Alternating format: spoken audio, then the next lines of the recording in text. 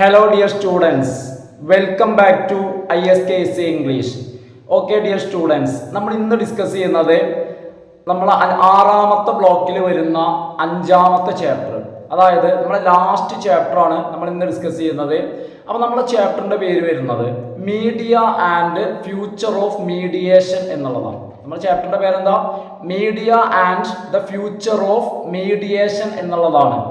അപ്പോൾ നമുക്ക് നേരെ നമ്മുടെ ചാപ്റ്ററിലേക്ക് പോവാം. അതായത് മീഡിയ എന്ന് പറഞ്ഞാൽ എന്താണെന്നുള്ളത് നമ്മളെ ലാസ്റ്റ് ക്ലാസ്സിൽ നാലാമത്തെ ചാപ്റ്റർ നമ്മൾ ഡിസ്കസ് ചെയ്തിട്ടുണ്ട്.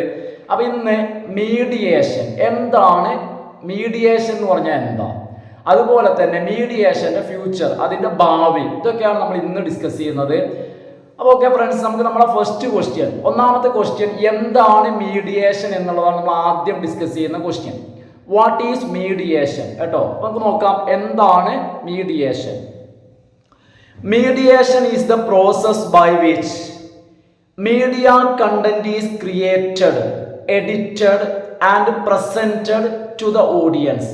അതായത് മീഡിയ കണ്ടന്റ്, അതായത് മാധ്യമത്തിൽ വരുന്ന കണ്ടന്റുകൾ ഉണ്ടല്ലോ, എന്തായിക്കോട്ടെ, വാർത്തയാണെങ്കിലും ഇൻഫോർമേഷൻ ആണെങ്കിലും എന്റർടൈൻമെന്റ് ആണെങ്കിലും എന്തൊന്നാണെങ്കിലും ശരി, ആ കണ്ടന്റ് ക്രിയേറ്റ് ചെയ്യുക, എഡിറ്റ് ചെയ്യുക, അതുപോലെ തന്നെ പ്രസന്റഡ് ടു ദ ഓഡിയൻസ്, ഓഡിയൻസിന് അത് പ്രസന്റ് ചെയ്യുക. ഈ ഒരു പ്രോസസ്സിനെയാണ് നമ്മൾ മീഡിയേഷൻ എന്ന് വിളിക്കുന്നത്. മീഡിയേഷൻ ഈസ് ദ പ്രോസസ്, ഏത് process? By which media content is created, edited and presented to the audience.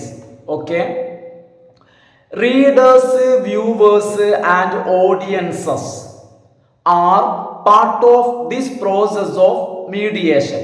Mediation എന്ന് പറയുന്ന ഈ ഒരു പ്രോസസ്, ഈ ഒരു പ്രോസസ്സിന്റെ ഭാഗമാണ് റീഡേഴ്സും വ്യൂവേഴ്സും അതുപോലെ തന്നെ ഓഡിയൻസും.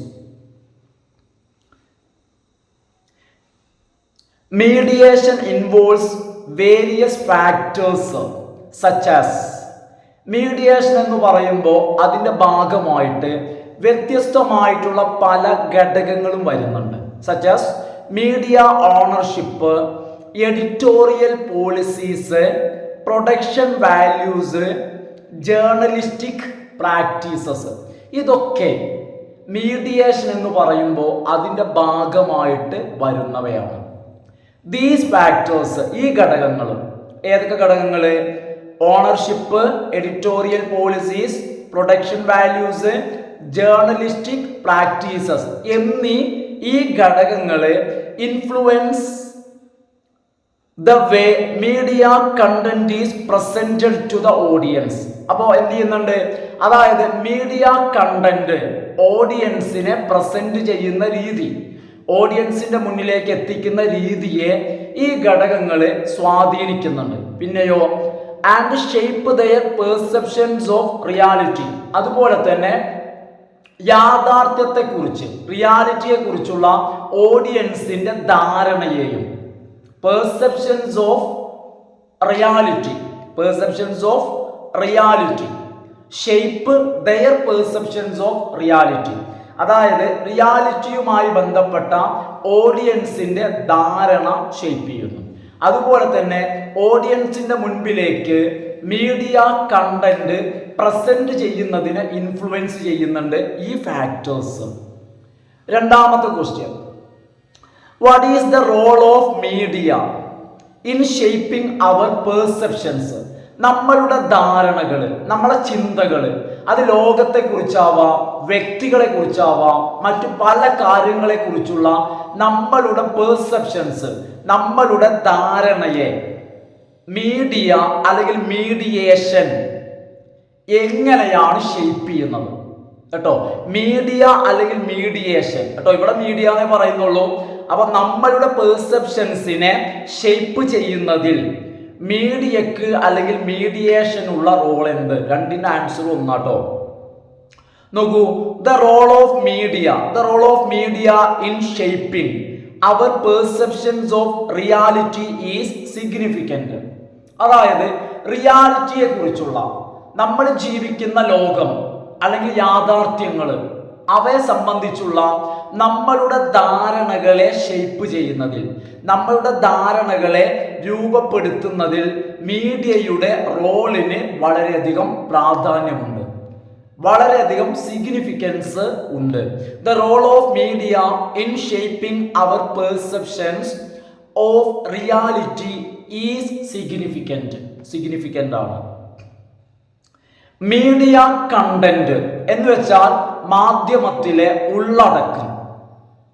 Media content has the power to influence our perceptions, beliefs and behaviours. നമ്മളുടെ പെരുമാറ്റങ്ങൾ, ബിലീഫ്, നമ്മുടെ വിശ്വാസങ്ങൾ, നമ്മളുടെ ധാരണകൾ, ഇവയൊക്കെ സ്വാധീനിക്കാനുള്ള പവർ മീഡിയ കണ്ടന്റിനുണ്ട്. യാതൊരു സംശയവും വേണ്ട. നമ്മൾ എത്തരം പ്രോഗ്രാമുകൾ കാണുന്നുവോ അതിനനുസരിച്ചുള്ള മാറ്റങ്ങൾ നമ്മളിൽ ഉണ്ടാവും. നമുക്ക് നല്ല ഫ്രണ്ട്സ് ആണെങ്കിൽ നമ്മളുടെ സ്വഭാവത്തിലും വിശ്വാസത്തിലും ധാരണകളിലൊക്കെ അതിൻ്റെ പ്രതിഫലനം ഉണ്ടാവും. അതേപോലെ തന്നെയാണ് മീഡിയ കണ്ടന്റുകളും. നമ്മൾ എത്തരത്തിലുള്ള കണ്ടന്റ്സ് ഉള്ള പരിപാടികളാണ് കാണുന്നത് അതിനനുസരിച്ച് ബിഹേവിയറിലും ബിലീഫ്സിലും പെർസെപ്ഷൻസിലൊക്കെ അതിൻ്റെ ഒരു ഇൻഫ്ലുവൻസ് അല്ലെങ്കിൽ അതിൻ്റെ ഒരു റിഫ്ലക്ഷൻ, അതിൻ്റെ പ്രതിഫലനം കാണാം. The way media content is created and presented to the audience plays a crucial role in shaping our perceptions of the world around us. അതായത് മീഡിയ കണ്ടന്റുകൾ ക്രിയേറ്റ് ചെയ്യുന്നതും അതുപോലെ തന്നെ പ്രസന്റഡ് ടു ദ ഓഡിയൻസിലേക്ക് അത് പ്രസന്റ് ചെയ്യുന്നതുമായിട്ടുള്ള രീതി.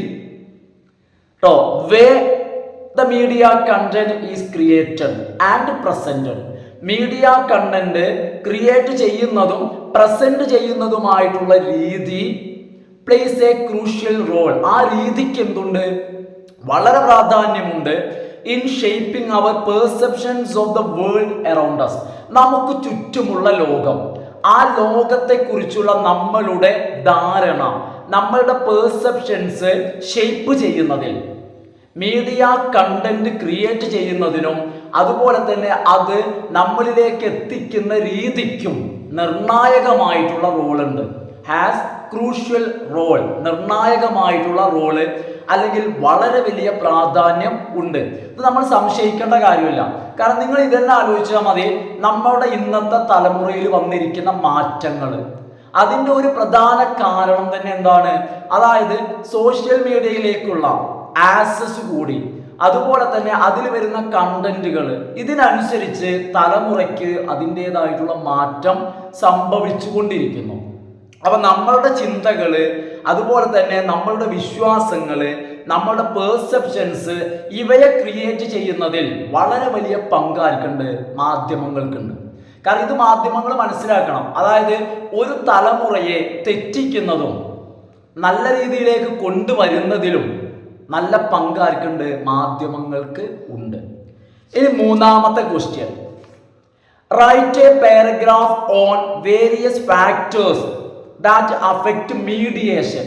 മീഡിയേഷനെ affect ചെയ്യുന്ന വ്യത്യസ്തമായ ഘടകങ്ങൾ, ആ ഘടകങ്ങളെ കുറിച്ച് ഒരു പാരഗ്രാഫ് എഴുതാം. അപ്പൊ മീഡിയേഷൻ എന്ന് വെച്ചാൽ എന്താന്ന് ഞാൻ നേരത്തെ പറഞ്ഞു. അതായത് മീഡിയ കണ്ടന്റ് ക്രിയേറ്റ് ചെയ്യുക, എഡിറ്റ് ചെയ്യുക, ഓഡിയൻസിന് മുൻപിൽ പ്രസന്റ് ചെയ്യുന്ന പ്രോസസ്സാണ് മീഡിയേഷൻ. ഈ മീഡിയേഷനെ അഫക്റ്റ് ചെയ്യുന്ന ഫാക്ടേഴ്സ്, വേരിയസ് ഫാക്ടേഴ്സ് ഏതൊക്കെയാണ്? നമ്മൾ നേരത്തെ പറഞ്ഞു ഫാക്ടേഴ്സ് കേട്ടോ. അപ്പൊ ഇതെന്ത് ചെയ്യാണ്? ഒരു പാരഗ്രാഫ് ക്വസ്റ്റ്യൻ എന്ന നിലയ്ക്ക് ഒന്ന് ആൻസർ ചെയ്യാണ്. There are various factors that affect mediation. മീഡിയേഷനെ അഫക്റ്റ് ചെയ്യുന്ന വേരിയസ് ഫാക്ടേഴ്സ് ഉണ്ട്. ഒന്ന്, മീഡിയ ഓണർഷിപ്പ്. നമ്മൾ നേരത്തെ ഈ പോയിന്റുകൾ ജസ്റ്റ് പേരൊന്ന് പറഞ്ഞു, ഇവിടെ ഒന്ന് എക്സ്പ്ലെയിൻ ചെയ്യാം കേട്ടോ. ഒന്ന്, media ownership is one of the most critical factors. നിർണായകമായ ഘടകങ്ങളിൽ, ക്രിട്ടിക്കൽ ഫാക്ടേഴ്സിൽ ഒന്നാം സ്ഥാനത്ത് നിൽക്കുന്നത് മീഡിയ ഓണർഷിപ്പാണ്. മീഡിയേഷനെ ഓണർഷിപ്പ് സ്വാധീനിക്കുന്നുണ്ട്, അഫക്റ്റ് ചെയ്യുന്നുണ്ട്. ഞാൻ പറഞ്ഞു തരാം എങ്ങനെയാന്നുള്ളത്. Media ownership concentration has increased significantly over years. അതായത് വർഷങ്ങളായിട്ട് എന്ത് ചെയ്യുന്നുണ്ട്, മീഡിയ ഓണർഷിപ്പ് കോൺസെൻട്രേഷൻ വളരെയധികം ഇൻക്രീസ് ചെയ്തിട്ടുണ്ട്. അതായത് മീഡിയ ഓണർഷിപ്പ് കോർപ്പറേറ്റുകളിൽ, സ്വകാര്യ വ്യക്തികളിൽ മീഡിയ ഓണർഷിപ്പ് കോൺസെൻട്രേറ്റ് ചെയ്യുന്ന പ്രോസസ് ഇപ്പം എന്ത് ചെയ്യാണ്, വർഷങ്ങളായിട്ട് അത് കൂടിക്കൊണ്ടിരിക്കുകയാണ്. അതായത് ഓരോ വ്യക്തികൾ സ്വകാര്യ താല്പര്യങ്ങൾക്കായിട്ട് എന്ത് ചെയ്യാണ്,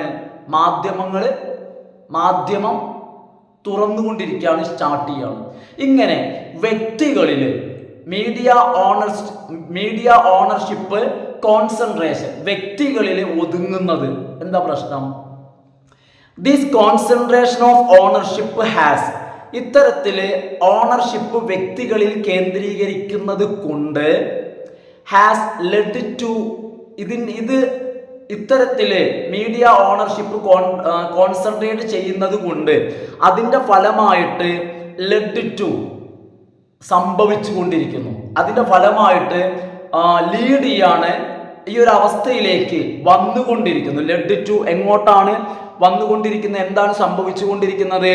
lead to a narrowing of perspectives, അതായത് ചിന്താരീതികൾ, വീക്ഷണങ്ങൾ ചുരുങ്ങിക്കൊണ്ടിരിക്കുന്നു.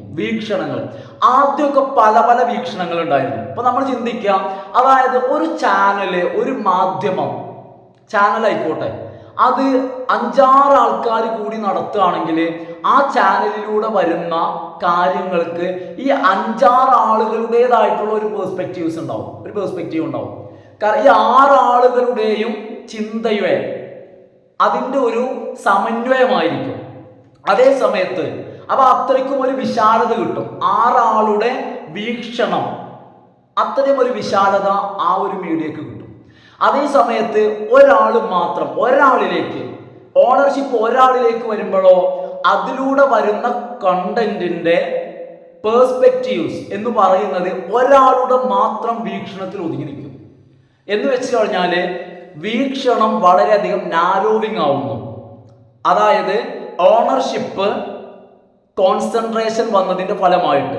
രണ്ടാമത്തെ പ്രശ്നം, A lack of diversity of opinions, അതായത് തീരുമാനങ്ങളിൽ വൈവിധ്യങ്ങൾ നഷ്ടപ്പെടുന്നു. ലാക്ക് എന്ന് പറഞ്ഞാൽ നഷ്ടപ്പെടുക, ഇല്ലാതെ വരുന്നു. ഏത്? Diversity of opinion. നേരത്തെ ഞാൻ പറഞ്ഞു, ഒരു ചാനലിന് 6 ഉടമസ്ഥരുണ്ടെങ്കിൽ അവിടെ അഭിപ്രായങ്ങളിൽ വൈവിധ്യം ഉണ്ടായിരിക്കും. അതായത് ഒരാളുടെ അഭിപ്രായം ഒന്നായിരിക്കും, മറ്റൊരാളുടെ മറ്റൊന്നായിരിക്കും.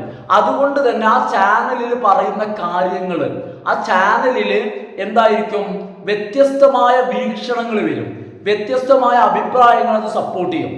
അപ്പൊ നിങ്ങൾ ആലോചിച്ച് നോക്കുന്ന എക്സാമ്പിൾ പറയാൻ, ഒരു ചാനലിൽ ഒരു മാർക്സിസ്റ്റുകാരനും ഒരു കോൺഗ്രസ്സുകാരനും ഒരു BJP ഇവർ 3 പേരും കൂടി പാർട്ട്നേഴ്സ് ആയിട്ടുള്ള ചാനലാണെങ്കിൽ ഏതെങ്കിലും ഒരു പാർട്ടിയെ മാത്രം അനുകൂലിച്ചുകൊണ്ട് പറയില്ല.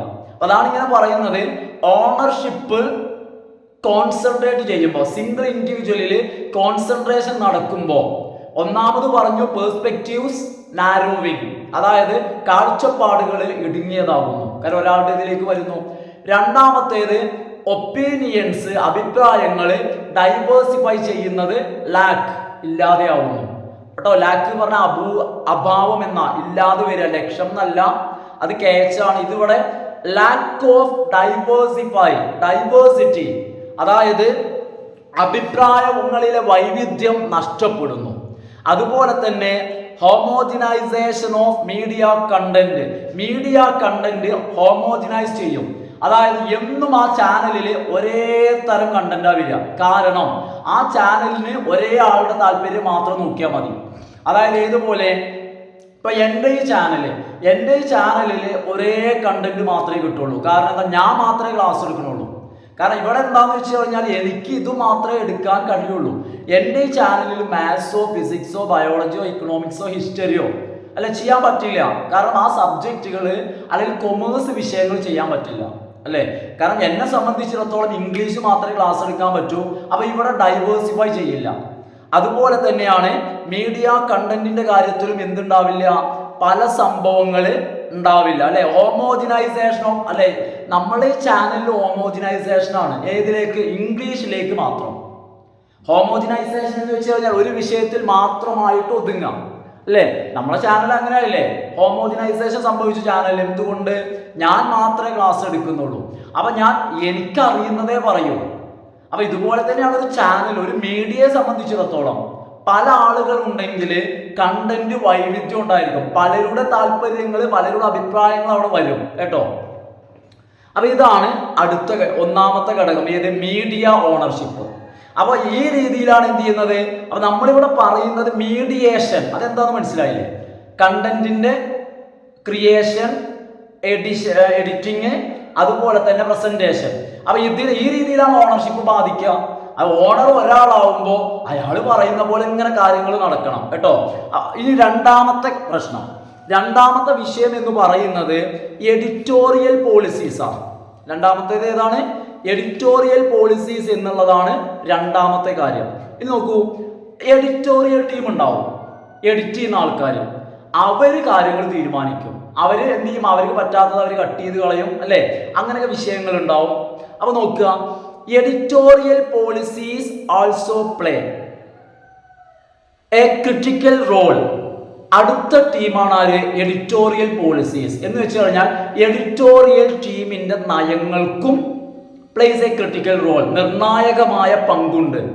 In shaping media content, media കണ്ടന്റിനെ ഷേപ്പ് ചെയ്യുന്നത്. അതായത് ഒരു മീഡിയ എന്ന് പറയുമ്പോൾ അതിൽ വരേണ്ട കണ്ടന്റ് എങ്ങനെയായിരിക്കണം. ഇപ്പൊ എക്സാമ്പിൾ നിങ്ങൾക്ക് നോക്കിയാൽ അറിയാൻ പറ്റും. നിങ്ങൾ മമ്മൂട്ടിയുടെ ന്യൂഡൽഹി എന്നുള്ള സിനിമ അല്ലെ. അപ്പൊ അവിടെ അതിന്റെ ഒരു ഓൾ ഇൻ ആൾ ആരാ? മമ്മൂട്ടിയാണ് ആ സിനിമയിൽ അല്ലെ, ആ പത്രത്തിന്റെ. അപ്പൊ അതായത് അതിലിപ്പോ നിങ്ങൾക്ക് അറിയാവുന്ന കാര്യമാണ്, സുരേഷ് ഗോപി പിന്നെ വേറെ ആരും ഉണ്ടല്ലേ വാർത്ത കൊണ്ടുവരുമ്പോ അല്ലെ, അതൊന്നും പറ്റില്ല എന്ന് പറഞ്ഞിട്ടല്ലേ, അതൊന്നും ഒരു സെൻസേഷണൽ അല്ല എന്ന് പറഞ്ഞ് ഒഴിവാക്കുന്നുണ്ടില്ലേ. അതേപോലെയാണ്. അതായത് എഡിറ്റോറിയൽ ടീമിന്റെ നയങ്ങള് മീഡിയ കണ്ടന്റ് ഷേപ്പ് ചെയ്യുന്നതിൽ നിർണായക പങ്ക് വഹിക്കുന്നു. The decisions made by editors and producers, പ്രൊഡ്യൂസേഴ്സും എഡിറ്റേഴ്സും എടുക്കുന്ന തീരുമാനങ്ങൾ ക്യാൻ ഇൻഫ്ലുവൻസ്, ഈ തീരുമാനങ്ങൾക്ക് സ്വാധീനിക്കാൻ കഴിയും. The way news is presented to the audience, news ഓഡിയൻസിന് മുൻപിൽ എങ്ങനെ പ്രസന്റ് ചെയ്യണം, ആ ഒരു കാര്യത്തെ പ്രൊഡ്യൂസേഴ്സിന്റെയും എഡിറ്റേഴ്സിന്റെയും തീരുമാനം സ്വാധീനിക്കും.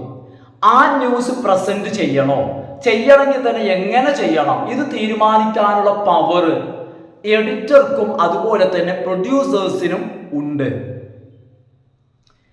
Editorial policies can affect, editorial policies അതായത് എഡിറ്റോറിയൽ ടീമിന്റെ നയങ്ങള് സ്വാധീനിക്കും, അഫക്റ്റ് ചെയ്യും, ബാധിക്കും.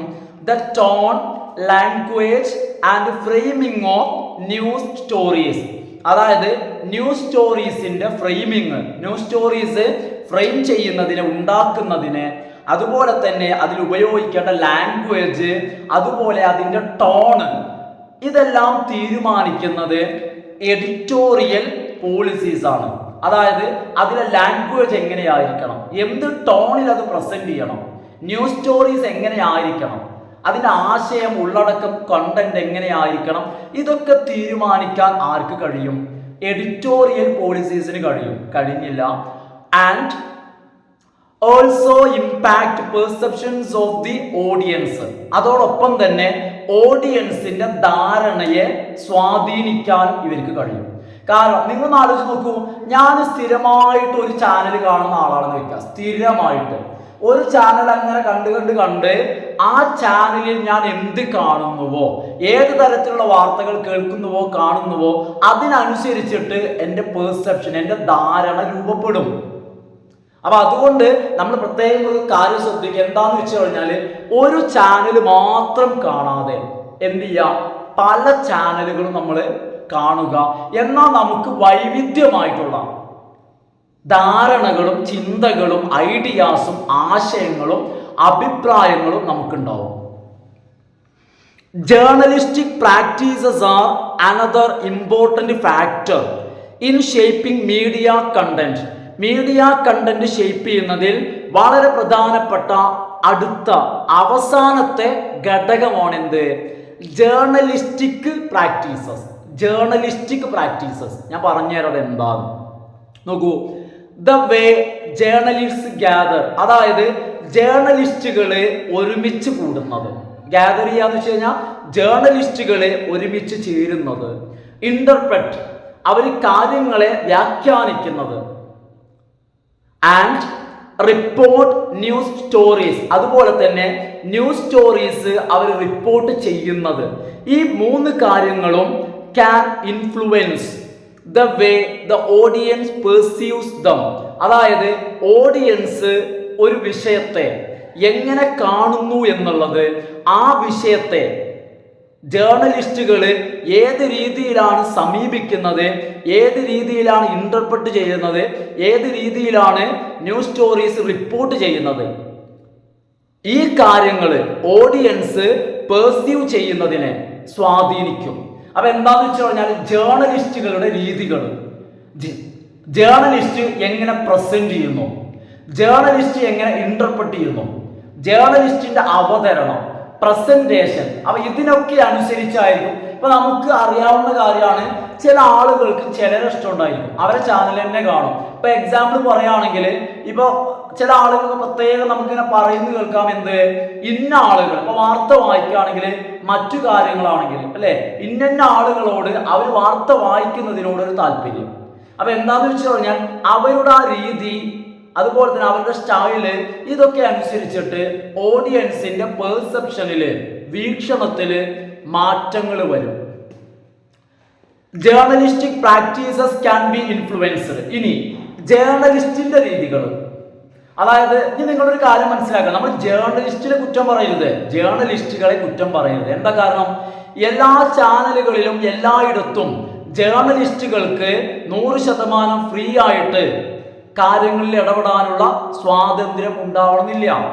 കാരണം ജേർണലിസ്റ്റിക് പ്രാക്ടീസസിനെ ഇൻഫ്ലുവൻസ് ചെയ്യുന്ന ചില ഘടകങ്ങളുണ്ട്. ആ ഘടകങ്ങൾക്ക് അനുസരിച്ചിട്ട് അവർക്ക് ചെയ്യാൻ പറ്റുള്ളൂ. ഇപ്പൊ എന്താന്ന് വെച്ച് കഴിഞ്ഞാൽ, മാർക്സിസ്റ്റ് പാർട്ടിയുടെ ഒരു ചാനലാണെങ്കിൽ ആ ചാനലിൽ അവരുടേതായ ഐഡിയോളജി ഉണ്ടായിരിക്കും. അതിൻ്റെ ഉള്ളിൽ നിന്നുകൊണ്ട് എന്ത് ചെയ്യണം? ജേർണലിസ്റ്റ് വർക്ക് ചെയ്യണം. അതേപോലെ തന്നെ ആയിരിക്കും കോൺഗ്രസിന്റെ ചാനലാണെങ്കിൽ, അതുപോലെ ആയിരിക്കും BJPയുടെ ചാനലാണെങ്കിൽ. അതായത് ഇത്തരത്തില്, കാരണം മീഡിയ എന്ന് പറയുമ്പോൾ ജേർണലിസ്റ്റുകൾക്ക് 100% സ്വതന്ത്രമായിട്ട് എല്ലാ ചാനലിലും വർക്ക് ചെയ്യാൻ പറ്റുമെന്ന് എനിക്ക് തോന്നുന്നില്ല. അപ്പൊ അതാണ് പറയുന്നത്, journalistic practices can be influenced by various factors such as, ഏതൊക്കെയാണ്?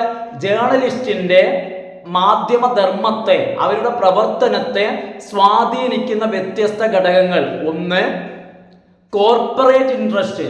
ഇപ്പൊ ആ ഒരു മാധ്യമം കോർപ്പറേറ്റുകളുടേതാണെങ്കിൽ അവരുടെ താല്പര്യം ഉണ്ടായിരിക്കും. അവർ പറയും ഇന്നത് പറഞ്ഞാൽ മതി, ഇങ്ങനെ പറഞ്ഞാൽ മതി. അപ്പൊ ഒന്ന് കോർപ്പറേറ്റ് ഇൻട്രസ്റ്റ്, മറ്റൊന്ന് പൊളിറ്റിക്കൽ ഐഡിയോളജീസ്, രാഷ്ട്രീയപരമായിട്ടുള്ള ആദർശങ്ങൾ. ഇപ്പൊ പാർട്ടിയുടെ ചാനലാണെങ്കിൽ ആ പാർട്ടി പറയുന്ന കാര്യങ്ങൾ അതുപോലെ പറയണം.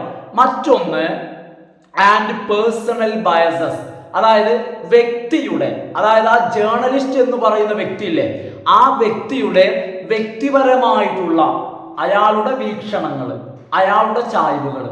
ഇപ്പൊ എന്ത് ചെയ്യാണ്? എൻ്റെ ചാനലിനൊരു പ്രശ്നമില്ല, അതേസമയം തന്നെ എനിക്ക് വ്യക്തിപരമായിട്ട് മാർക്സിസ്റ്റ് പാർട്ടിയോട് ഒരു ചായ്വുണ്ട് വെക്കാം.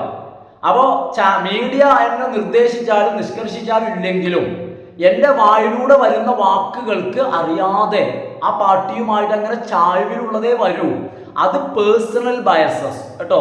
അപ്പൊ ഇതൊക്കെയാണ് മീഡിയ കണ്ടന്റ് അല്ലെങ്കിൽ മീഡിയേഷനെ ഇൻഫ്ലുവൻസ് ചെയ്യുന്ന ഫാക്ടേഴ്സ്. പഠിക്കട്ടോ, ഒരു പ്രധാനപ്പെട്ട ക്വസ്റ്റ്യൻ ആണ്. ഇനി അടുത്തത് മീഡിയേഷൻ. അപ്പൊ എല്ലാവർക്കും അറിയാലോ മീഡിയേഷൻ എന്ന് വെച്ച് കഴിഞ്ഞാൽ എന്താന്നുള്ളത്. Mediation impacts on society. Mediation സൊസൈറ്റിയെ സ്വാധീനിക്കുന്നു, ഇമ്പാക്ട് ചെയ്യുന്നു. എക്സ്പ്ലെയിൻ ചെയ്യാം. അതായത് മീഡിയേഷൻ എങ്ങനെ, അല്ലെ എങ്ങനെയാണ്, എങ്ങനെ എന്തു ചെയ്യുന്നു? ഇമ്പാക്ട്സ് ഓൺ സൊസൈറ്റി, സൊസൈറ്റിയെ ഇമ്പാക്ട് ചെയ്യുന്നു എന്നുള്ളതാണ്. ഒരു പാരഗ്രാഫ് ക്വസ്റ്റ്യൻ കേട്ടോ, നോക്കൂ. The impact of media and mediation on society is significant. അതായത് മീഡിയയുടെയും മീഡിയേഷന്റെയും സൊസൈറ്റിയുടെ മേലുള്ള ഇമ്പാക്റ്റ് വളരെ പ്രധാനപ്പെട്ടതാണ്. സൊസൈറ്റിയെ മീഡിയ അതല്ലെങ്കിൽ മീഡിയേഷൻ എങ്ങനെ ഇമ്പാക്റ്റ് ചെയ്യുന്നു എന്നുള്ളതിന് വളരെയധികം പ്രാധാന്യമുണ്ട്. Media content has the power. നമ്മൾ നേരത്തെ പറഞ്ഞു, ഈ മീഡിയ എന്ന് പറയുമ്പോൾ മീഡിയ എന്ന് പറഞ്ഞാലും മീഡിയേഷൻ എന്ന് പറഞ്ഞാലും കണ്ടന്റ് ആണ്. അല്ലാതെ ഒരു ചാനൽ വെറുതെ എന്ത് ചെയ്യില്ല, സൊസൈറ്റിയെ ഇമ്പാക്ട് ചെയ്യൊന്നുമില്ല. ചാനലിലൂടെ വരുന്ന കാര്യങ്ങൾ എന്താണ്, അതിലൂടെ വരുന്നത്, ആളുകൾ അതിൽ നിന്നും എന്ത് കാണുന്നു, അതാണ് നമ്മൾ പറയുന്നത്.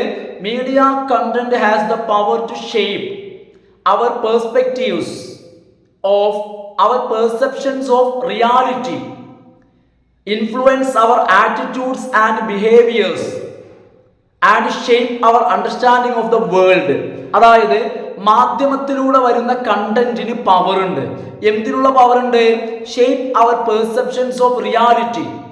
ഒന്ന്, യാഥാർത്ഥ്യത്തെ കുറിച്ചുള്ള നമ്മളുടെ ധാരണകളെ ഷേപ്പ്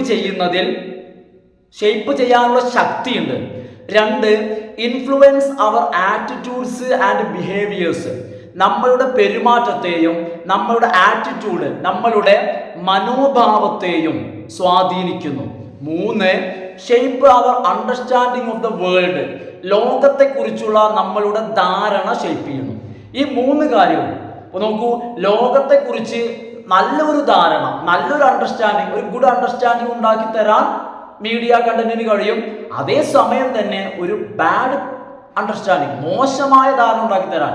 അതായത് മാധ്യമങ്ങളെ ആളുകളുടെ ചിന്തകളെ, ആളുകളുടെ പെർസ്പെക്റ്റീവ്സിനെ, പെർസെപ്ഷൻസിനെ, ആറ്റിറ്റ്യൂഡിനെ, ബിഹേവിയറിനെ, ഇതിനെല്ലാം നല്ല രീതിയിലും മോശമായ രീതിയിലും സ്വാധീനിക്കാം. മീഡിയ ക്യാൻ ഹാവ്, മീഡിയക്ക് ഉണ്ടാവാൻ കഴിയും, can have both positive and negative impacts on society. അതാണ് ഞാൻ ഇപ്പോൾ പറഞ്ഞത്. അതായത് സൊസൈറ്റിയെ മീഡിയ പോസിറ്റീവായിട്ടും നെഗറ്റീവായിട്ടും സ്വാധീനിക്കാൻ മീഡിയക്ക് കഴിയും. ഇനി നോക്കൂ, പോസിറ്റീവായിട്ട് എങ്ങനെ സ്വാധീനിക്കും അത് പറഞ്ഞുതരാം. ഓൺ ദി പോസിറ്റീവ് സൈഡ്, പോസിറ്റീവായിട്ടുള്ള വശം എന്താ? Media content can be used to inform. Positive ആയിട്ടുള്ള ഒന്ന്, മീഡിയ കണ്ടന്റ് ഇൻഫോം ചെയ്യാൻ വേണ്ടി, ആളുകൾക്ക് അറിവ് പകരുന്നതിന് വേണ്ടി ഉപയോഗിക്കുന്നു. എഡ്യൂക്കേറ്റ്, ആളുകളെ പഠിപ്പിക്കുന്നതിന് വേണ്ടി. And raise awareness about various issues, വ്യത്യസ്തമായ പ്രശ്നങ്ങൾ, ഇഷ്യൂസിനെ കുറിച്ച് ആളുകളിൽ ബോധമുണ്ടാക്കുന്നതിന് വേണ്ടി മീഡിയ കണ്ടന്റ് ഉപയോഗിക്കുന്നു. It can also be used to promote. പിന്നെ മീഡിയ കണ്ടന്റ് എന്തിനാ ഉപയോഗിക്കുന്നത്? പ്രൊമോട്ട് ചെയ്യാൻ. എന്ത് പ്രൊമോട്ട് ചെയ്യാൻ? സോഷ്യൽ ആൻഡ് കൾച്ചറൽ വാല്യൂസ്, സാമൂഹിക സാംസ്കാരിക മൂല്യങ്ങളെ പ്രോത്സാഹിപ്പിക്കാൻ വേണ്ടി മീഡിയ കണ്ടന്റ് ഉപയോഗിക്കുന്നു. സെലിബ്രേറ്റ് ഡൈവേഴ്സിറ്റി, അതുപോലെ തന്നെ ഡൈവേഴ്സിറ്റിയെ സെലിബ്രേറ്റ് ചെയ്യാം. ഡൈവേഴ്സിറ്റി ആവശ്യമാണ്. ഏത്? വൈവിധ്യങ്ങൾ. And foster understanding between different communities, അതായത് വ്യത്യസ്തമായ കമ്മ്യൂണിറ്റികളെ കുറിച്ചുള്ള ധാരണ വർദ്ധിപ്പിക്കാം. ഉണ്ടോ? ഫോസ്റ്റർ ചെയ്യാന്ന് വെച്ച് കഴിഞ്ഞാൽ വർദ്ധിപ്പിക്കുക, മെച്ചപ്പെടുത്തിയെടുക്കുക. അണ്ടർസ്റ്റാൻഡിങ് ബിറ്റ്വീൻ ഡിഫറെന്റ് കമ്മ്യൂണിറ്റീസ്, വ്യത്യസ്തമായിട്ടുള്ള കമ്മ്യൂണിറ്റീസിനെ കുറിച്ചുള്ള ധാരണ. ഇതിനൊക്കെ ഇപ്പൊ നിങ്ങൾ തന്നെ ആലോചിച്ച് നോക്കൂ, നമുക്ക് ഇതര മതങ്ങളെ കുറിച്ചുള്ള അറിവുണ്ട്. എവിടുന്ന കിട്ടിയത്? അതായത് അതിനെല്ലാം വേണമെന്ന് വിചാരിച്ചു കഴിഞ്ഞാൽ അതിനൊക്കെ പറ്റിയ കണ്ടന്റുകൾ എവിടെ ഉണ്ട്? സോഷ്യൽ മീഡിയയിൽ അവൈലബിൾ ആണ്. ഇനി ഇതിന്റെ നെഗറ്റീവ് വശം കേട്ടോളൂ. On the negative side media content can be used. ഇതിന്റെ നെഗറ്റീവ് സൈഡ് നോക്കുകയാണെങ്കിൽ മീഡിയ കണ്ടന്റിനെ ഉപയോഗിക്കുന്നു എന്നുള്ളതാണ്. എന്തിനു വേണ്ടിയിട്ട് ഉപയോഗിക്കുന്നു? ടു മാനിപ്പുലേറ്റ്, ആളുകളെ തെറ്റിദ്ധരിപ്പിക്കാം. Manipulate and mislead the audience, ആളുകളെ, ഓഡിയൻസിനെ മാനിപ്പുലേറ്റ് ചെയ്യാനും മിസ്ലീഡ് ചെയ്യാനും, തെറ്റിദ്ധരിപ്പിക്കാം, അല്ലെ? മാനിപ്പുലേറ്റ് ചെയ്യാം, ആളുകളെ തെറ്റിദ്ധരിപ്പിക്കാം. അതുപോലെ തന്നെ മിസ്ലീഡ് ചെയ്യാം, തെറ്റായ വഴിയിലേക്ക്, തെറ്റായ ചിന്തകളിലേക്ക്, തെറ്റായ പ്രവർത്തനങ്ങളിലേക്ക് ആളുകളെ നയിക്കാം. ആളുകളെ തെറ്റിദ്ധരിപ്പിക്കാം. ഇതിന് മീഡിയ കണ്ടന്റ് ഉപയോഗിക്കുന്നു. It can be used to promote. Media content promote ചെയ്യാൻ ഉപയോഗിക്കും. എന്ത്? ഹേറ്റ് സ്പീച്ച്, അതായത് വിദ്വേഷ പ്രസംഗങ്ങൾ. ഇപ്പൊ എന്ത് ചെയ്യാണ്? രാഷ്ട്രീയപരമായിട്ടാണെങ്കിലും മതപരമായിട്ടാണെങ്കിലും അംഗീകരിക്കാൻ കഴിയാത്ത വിദ്വേഷ പ്രസംഗങ്ങളെ മീഡിയ കണ്ടന്റ് പ്രോത്സാഹിപ്പിക്കുന്നു. Propaganda and fake news. അപ്പൊ എന്തൊക്കെയാ? ഫേക്ക് ന്യൂസുകള്, പ്രോപ്പഗണ്ടകള്, ഹേറ്റ് സ്പീച്ചുകള്, ഇവയെല്ലാം മീഡിയ കണ്ടന്റുകളെ പ്രൊമോട്ട് ചെയ്യുന്നു. It can also be used. ഇത്തരത്തിലുള്ള മീഡിയ കണ്ടന്റിനെ ഉപയോഗിക്കുന്നു. എന്തിനു വേണ്ടിയിട്ട്? To reinforce stereotypes. അതായത് സ്റ്റീരിയോടൈപ്സ് എന്ന് പറഞ്ഞാൽ മനസ്സിലാക്കുക, സമൂഹത്തിൽ നിലനിൽക്കുന്ന തെറ്റായ ചിന്താഗതികൾ. എക്സ്പ്ലെയിൻ ചെയ്യണില്ല കേട്ടോ. തെറ്റായ ചിന്താഗതികൾ, ആ ചിന്താഗതികളെ ശക്തിപ്പെടുത്തുക, റീഇൻഫോഴ്സ് ചെയ്യാം. സത്യം പറഞ്ഞു കഴിഞ്ഞാൽ അത്തരത്തിലുള്ള തെറ്റായ ചിന്താഗതികള്, ധാരണകള് സമൂഹത്തിൽ നിന്നും എടുത്തു കളയാ ചെയ്യേണ്ടത്. പക്ഷേ മീഡിയ കണ്ടന്റുകളെ ഇത്തരത്തിലുള്ള സ്റ്റീരിയോ ടൈപ്സിനെ റീഇൻഫോഴ്സ് ചെയ്യുന്നതിന് വേണ്ടി ഉപയോഗിക്കുന്നു. അതുപോലെ തന്നെ സ്റ്റിഗ്മറ്റൈസ് മാർജിനലൈസ്ഡ് കമ്മ്യൂണിറ്റീസ്. നമ്മുടെ സമൂഹത്തിലെ പിന്നോക്കം നിൽക്കുന്ന ആളുകള്, മാർജിനലൈസ് ചെയ്തിട്ടുള്ള സമൂഹങ്ങള്, അവരെ അപമാനിക്കുന്നതിന് വേണ്ടി ചില മീഡിയ കണ്ടന്റുകൾ ഉപയോഗിക്കുന്നു. അതുപോലെ ആൻഡ് പെർപെച്വേറ്റ് ഡിസ്ക്രിമിനേഷൻ ആൻഡ് പ്രെജുഡീസ്. മുൻവിധികളും അതുപോലെ തന്നെ ഡിസ്ക്രിമിനേഷൻ, വിവേചനങ്ങളും പെർപെച്വേഴ്സ് നിലനിർത്തുന്നതിന് വേണ്ടി. ശരിക്കും സമൂഹത്തിൽ നിന്നും എടുത്തു കളയേണ്ട കാര്യങ്ങളാണ് എന്ത്? പ്രെജുഡീസ്, മുൻവിധികളും വിവേചനങ്ങളും, ഡിസ്ക്രിമിനേഷൻ. ഇത് രണ്ടിനെയും പെർപെച്വേറ്റ് ചെയ്യുക എന്ന് വെച്ച് കഴിഞ്ഞാൽ സമൂഹത്തിൽ തന്നെ നിലനിർത്തുക, ഇതിനെ പിടിച്ചു നിർത്തുക. അപ്പൊ അതിനു വേണ്ടി മീഡിയ കണ്ടന്റുകൾ ഉപയോഗിക്കുന്നു. അപ്പൊ ഓക്കെ ഫ്രണ്ട്സ്, ഇന്നത്തെ വീഡിയോയില് ലാസ്റ്റ് ക്വസ്റ്റ്യൻ ആയിട്ട്, അഞ്ചാമത്തെ ക്വസ്റ്റ്യൻ ആയിട്ട് ഒരു ക്വസ്റ്റ്യൻ കൂടി, ഒരു പാരഗ്രാഫ് ക്വസ്റ്റ്യൻ കൂടി നമ്മൾ എന്ത് ചെയ്യുന്നുണ്ട്? ഡിസ്കസ് ചെയ്യുന്നുണ്ട് കേട്ടോ. ഇത് കഴിഞ്ഞിട്ട് നമുക്ക് എന്ത് ചെയ്യാം? നിർത്താം. ഇതാണ് ക്വസ്റ്റ്യൻ. അടുത്ത question, last question. How does digital age impact mediation? മീഡിയേഷനെ ഡിജിറ്റൽ ഏജ്, അല്ലെ, ഈ ഒരു സാങ്കേതിക കാലഘട്ടം, ടെക്നോളജിയുടെ ഈ ഡിജിറ്റൽ ഏജ് മീഡിയേഷന്, അതായത് കണ്ടന്റ് ക്രിയേഷൻ, അതുപോലെ തന്നെ എഡിറ്റിംഗ്, അതിന്റെ പ്രസന്റേഷൻ, ദാറ്റ് ഈസ് മീഡിയേഷൻ. ഈ മീഡിയേഷനെ ഡിജിറ്റൽ ഏജ് എങ്ങനെ ഇമ്പാക്ട് ചെയ്യുന്നുണ്ട്? ഇമ്പാക്ട് ചെയ്യുന്നോ? ഉണ്ടെങ്കിൽ അതെങ്ങനെ? കേട്ടോളൂ കേട്ടോ. The rise of digital media has transformed.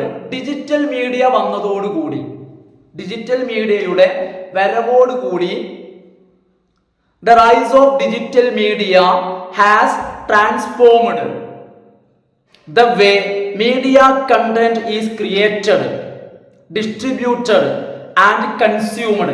അതായത് ഡിജിറ്റൽ മീഡിയ വന്നതോടുകൂടി കണ്ടന്റിന്റെ ക്രിയേഷനിൽ, the way media content is created, media content create ചെയ്യുന്ന രീതിയിൽ, ഡിസ്ട്രിബ്യൂട്ടഡ്, ആ മീഡിയ കണ്ടന്റിനെ വിതരണം ചെയ്യുന്ന രീതിയിലും, ആൻഡ് കൺസ്യൂമഡ്, ഉപഭോക്താക്കൾ, യൂസേഴ്സ് അതിന് ഉപയോഗിക്കുന്ന രീതിയിലും ഹാസ് ട്രാൻസ്ഫോംഡ്, വലിയ മാറ്റമുണ്ടായി.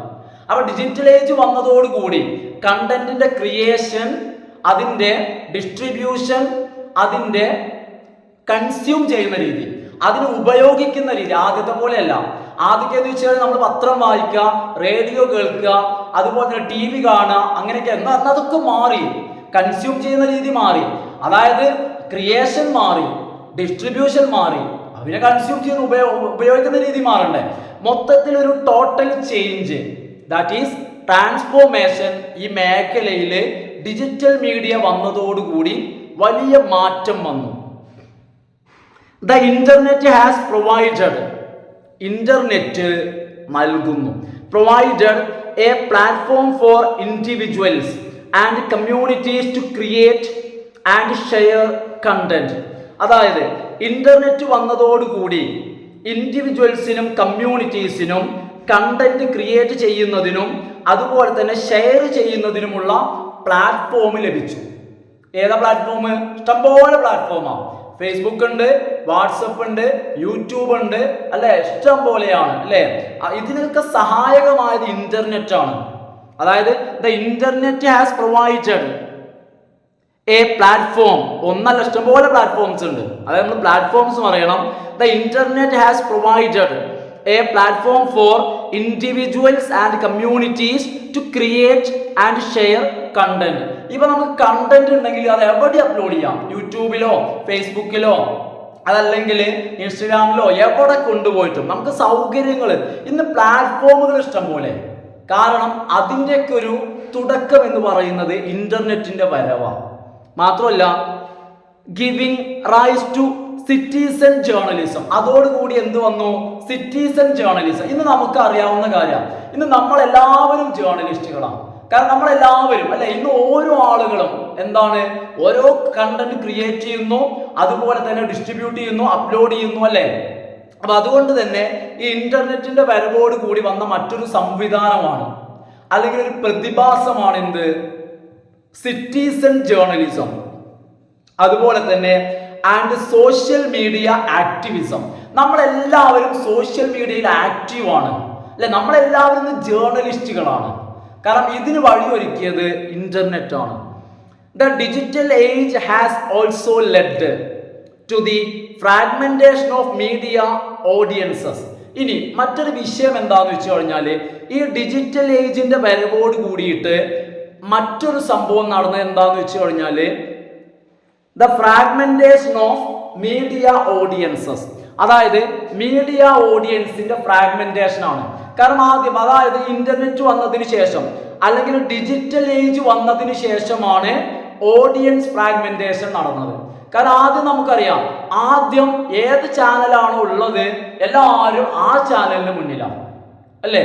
ഇന്ന് അങ്ങനെയല്ല. ഇന്ന് ഇന്റർനെറ്റ് വന്നു, പല പ്ലാറ്റ്ഫോംസ് വന്നു. അതോടുകൂടി എന്തായി? ഓഡിയൻസ് ഫ്രാഗ്മെന്റ് ആയി. എന്ന് വെച്ച് കഴിഞ്ഞാൽ ഓഡിയൻസ് എന്തായി? കുറച്ചു പേര് അങ്ങോട്ട്, കുറച്ചു പേര് ഇത്, കുറച്ചു പേര് അത്.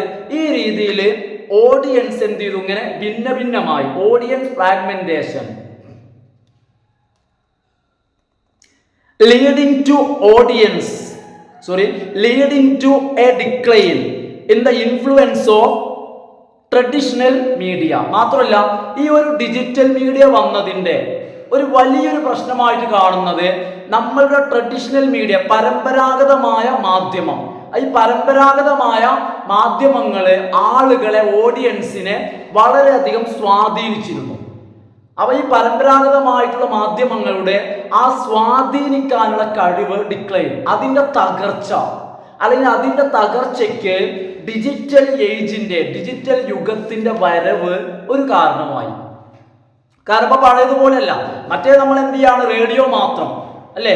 അപ്പൊ എന്താന്ന് വെച്ച് കഴിഞ്ഞാല് റേഡിയോക്ക് ആളുകളെ സ്വാധീനിക്കാൻ, അല്ലെങ്കിൽ DD1 അല്ലെങ്കിൽ DD മലയാളം പോലെ പോലുള്ള ചാനലുകൾ, ഇവയ്ക്ക് നന്നായിട്ട് ആളുകളെ സ്വാധീനിക്കാൻ കഴിഞ്ഞിരുന്നു. ഇന്ന് അങ്ങനെയല്ല.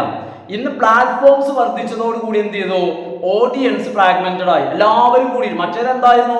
എല്ലാവരും റേഡിയോ കേൾക്കുന്നവര്, അല്ലേ? ഇന്ന് അങ്ങനെയല്ല. ഇന്നെന്താണ്? കുറച്ച് ആൾക്കാർ അതിലോട്ട്, കുറച്ച് ഇതിലോട്ട്, കുറച്ച് ആൾക്കാർ ഇത് കാണുന്നു. ഈ രീതിയിലേക്ക് മാറി. പക്ഷെ എന്നിരുന്നാലും however, ഇങ്ങനെയൊക്കെയാണെങ്കിലും the rise of digital media has also led to new challenges and risks. ഇങ്ങനെയൊക്കെയാണെങ്കിലും ശരി, ഡിജിറ്റൽ മീഡിയയുടെ വരവോട് കൂടി പുതിയ ചലഞ്ചസും റിസ്കുകളും അതിന്റെ ഫലമായിട്ടുണ്ടാവും. എന്തൊന്ന് വരികയാണെങ്കിലും വെല്ലുവിളികൾ. ഇപ്പൊ സ്വാഭാവികമായിട്ടും TV വന്നത് എന്തായി? റേഡിയോക്ക് വെല്ലുവിളിയായി. ഇന്റർനെറ്റ് വന്നതോ TVക്ക് വെല്ലുവിളിയായി, പത്രത്തിന് വെല്ലുവിളിയായി, അല്ലെ?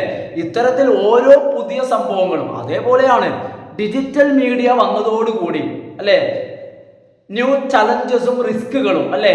അതായത് എക്സിസ്റ്റ് ചെയ്യുന്നതിന് പുതിയ വെല്ലുവിളികൾ വരുന്നു.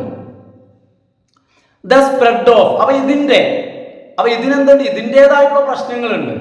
അപ്പൊ എന്താണ് ഈ ഡിജിറ്റൽ മീഡിയയുടെ പ്രശ്നം എന്ന് വെച്ച് കഴിഞ്ഞാൽ, ഇതിൽ വരുന്ന ചലഞ്ചസ് അല്ലെങ്കിൽ റിസ്ക് എന്ന് പറഞ്ഞാൽ the spread of fake news and propaganda has become more prevalent in the digital age. ഈ ഡിജിറ്റൽ ഏജിൽ, ഈ കാലഘട്ടത്തിൽ ഫേക്ക് ന്യൂസുകളും അജണ്ടകളും എന്തായി? വളരെ സുലഭമായി. മോർ പ്രിവാലന്റ്, വളരെ വ്യാപകമായി. ഒന്ന് ആലോചിച്ച് നോക്കൂ. കാരണം മരിച്ചു എന്ന് പറഞ്ഞിട്ട് പല ആളുകളും മരിച്ചു എന്ന് പറഞ്ഞിട്ടുള്ള വാർത്തകളൊക്കെ എന്ത് ചെയ്യാൻ തുടങ്ങി, വരാൻ തുടങ്ങി അല്ലേ. അതായത് ഫേക്ക് ന്യൂസുകൾ മോർ പ്രിവാലന്റ്, വളരെ വ്യാപകമായിട്ട് വരാൻ തുടങ്ങി. മാത്രമല്ല ഇതെന്താണ് ഇതിന്റെ ഒരു വിഷയം എന്താ ഉണ്ടാവുന്നത്, ഇങ്ങനെ ഫേക്ക് ന്യൂസുകളും അതുപോലെ തന്നെ പ്രോപ്പഗണ്ടകളൊക്കെ, പല അജണ്ടകള്, പല കാര്യങ്ങള് ഇങ്ങനെ വരുന്നതോടുകൂടി ഇതിന്റെ ഒരു ഫലമായിട്ട് leading to a decline interest in media institutions, മാധ്യമ സ്ഥാപനങ്ങളിൽ ആളുകൾക്കുള്ള വിശ്വാസം ഡിക്ലൈൻ, നഷ്ടപ്പെട്ടു തുടങ്ങി. അതാണ് പ്രശ്നം. അതായത് ഇത്തരത്തിലുള്ള ഫേക്ക് ന്യൂസുകൾ വരുമ്പോൾ അല്ല, ഏതുപോലെ ചിലപ്പോൾ വാർത്ത വരും വൈകുന്നേരത്ത് നാളെ വിദ്യാഭ്യാസ ബന്ദ്, അല്ലെങ്കിൽ മഴ കാരണം നാളെ വിദ്യാഭ്യാസ സ്ഥാപനങ്ങൾക്ക് അവധി. കാരണം ഇതെന്താന്ന് വെച്ച് കഴിഞ്ഞാൽ ഫേക്ക് ന്യൂസും വരാൻ തുടങ്ങി, ഫേക്ക് അല്ലാത്തതും അല്ലെ, കളക്ടറുടെ പേര് വെച്ച് ഫേക്ക് ന്യൂസ് വരാൻ തുടങ്ങി. അപ്പൊ ഇങ്ങനെയൊക്കെ വരുമ്പോ എന്താണ്, ആ ഒരു മീഡിയ ഇൻസ്റ്റിറ്റ്യൂഷൻ, മാധ്യമ സ്ഥാപനങ്ങളുണ്ട്, ഔട്ട്ലെറ്റ്സ്, ഇവയിലുള്ള വിശ്വാസം നഷ്ടപ്പെട്ടു തുടങ്ങി. The internet has also given rise, internet വന്നതോടുകൂടി അതിന്റെ ഫലമായിട്ട് റൈസ്, ഉയർന്നു വരാൻ തുടങ്ങി. എന്തും കൂടി വരാൻ തുടങ്ങി, ടു ഓൺലൈൻ ഹറാസ്മെന്റ്. ആദ്യമൊക്കെ ഡയറക്റ്റ് ആയിട്ടാണ് പീഡനങ്ങളും ഉപദ്രവങ്ങളും ഉണ്ടായിരുന്നുള്ളൂ. ഈ ഇന്റർനെറ്റ് വന്നതോടുകൂടി പുതിയൊരു സംഭവമാണ് ഏത്, ഓൺലൈൻ ഹറാസ്മെന്റ്, ഓൺലൈൻ ആയിട്ടുള്ള പീഡനങ്ങൾ അല്ലെ. പണ്ടൊക്കെ നേർക്ക് പീഡനം ഉണ്ടായിരുന്നുള്ളൂ. എന്നാൽ ഇന്റർനെറ്റ് വന്നതോടുകൂടി റൈസ്, ഉയർന്നു വന്ന പുതിയൊരു പദമാണ് ഏത്, ഓൺലൈൻ ഹറാസ്മെന്റ്, ഓൺലൈൻ ആയിട്ട് ശല്യം ചെയ്യാം. അതുപോലെ തന്നെ ഹെയ്റ്റ് സ്പീച്ചുകൾ, വിദ്വേഷ പ്രസംഗങ്ങള്, അതുപോലെ തന്നെ and cyber bullying. Cyber bullying എന്ന് വെച്ച് കഴിഞ്ഞാൽ ഇന്റർനെറ്റിലൂടെയും മറ്റും എന്ത് ചെയ്യുക, ഭീഷണിപ്പെടുത്തല്, ഭീഷണികൾ. അപ്പൊ ഇതിന്റെ എല്ലാം ഫലമായിട്ട് leading to a deterioration of online discourse. അപ്പൊ ഇതിന്റെയൊക്കെ ഫലമായിട്ട് എന്താണ് സംഭവിച്ചുകൊണ്ടിരിക്കുന്നത്, ഓൺലൈൻ ഡിസ്കോഴ്സുകളുടെ ഒരു ഡിക്ലൈൻ അല്ലെങ്കിൽ ഡിറ്ററിയറേഷൻ. ഇതെല്ലാം ഓൺലൈൻ ഡിസ്കോഴ്സസിന്റെ, അതായത് ഓൺലൈൻ ഡിസ്കോഴ്സ് കൊണ്ട് ഉദ്ദേശിക്കുന്നത് സോഷ്യൽ മീഡിയയിലുള്ള ചർച്ചകളും സംവാദങ്ങളും, അവയുടെ ഒരു ഡിറ്ററിയറേഷൻ, തകർച്ച, ഒരു പതനത്തിലേക്ക് ഇതെല്ലാം, അതായത് ഇതിന്റെ ഈ ദോഷകരമായിട്ടുള്ള നെഗറ്റീവായിട്ടുള്ള ഇമ്പാക്റ്റുകൾ ഇതിന്റെ പതനത്തിലേക്ക് ലീഡ് ചെയ്യുന്നു എന്നുള്ളതാണ് മറ്റൊരു പ്രശ്നം. ഓക്കെ ഫ്രണ്ട്സ്, അപ്പൊ ഇതോടുകൂടി ഇന്നത്തെ ക്ലാസ് നമ്മൾ എന്ത് ചെയ്യാണ്, വൈൻഡ് അപ്പ് ചെയ്യാണ്. ഈ ചാപ്റ്റർ കംപ്ലീറ്റ് ആയിട്ടില്ല കേട്ടോ. അപ്പൊ ഇതിന്റെ ഒരു ക്ലാസ്സും കൂടി നമുക്ക് നാളേക്കും കൂടി ഉള്ളതുണ്ട് കേട്ടോ. അപ്പൊ ഓക്കെ ഫ്രണ്ട്സ്, എല്ലാവരും എന്ത് ചെയ്യണം, ലൈക്ക് ചെയ്ത് കംപ്ലീറ്റ് ആയിട്ട് വീഡിയോ ഒന്ന് കാണുക. നിങ്ങൾക്ക് പറ്റുന്ന ഫ്രണ്ട്സിനൊക്കെ ഒന്ന് ഷെയർ ചെയ്യുക, സജസ്റ്റ് ചെയ്യുക. അപ്പൊ okay friends, thanks for watching.